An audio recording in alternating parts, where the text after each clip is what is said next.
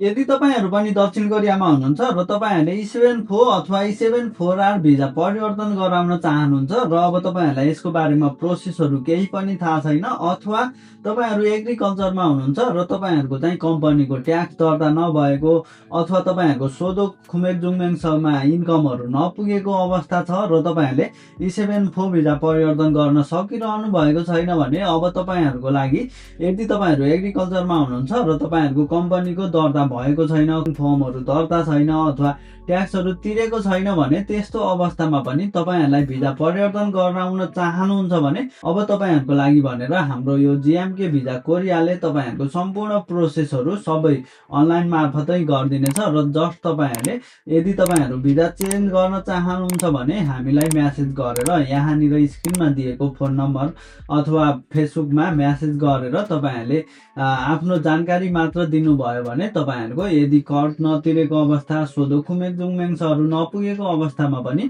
तपाईँहरूलाई सम्पूर्ण A to Z process गराएर E74 भिजाको सम्पूर्ण कार्यहरू गर्न सकिनेछ है त। र अब तपाईँहरूले E74 भिजा परिवर्तन गरिसके पछाडि तपाईँहरूको फ्यामिलीहरूलाई दक्षिण कोरियामा बोलाउन सम्मको सम्पूर्ण प्रोसेसहरू, अब डकुमेन्टहरू, अब यहाँ आइसके पछाडि गर्नुपर्ने कामहरू लगायत सम्पूर्ण जानकारीहरूको लागि तपाईँहरूले जिएमके भिजा कोरियालाई डाइरेक्टली सम्पर्क गर्न पनि सक्नुहुनेछ, अथवा तपाईँहरूले यहाँनिर स्क्रिनमा दिएको फोन नम्बरमा फोन गरेर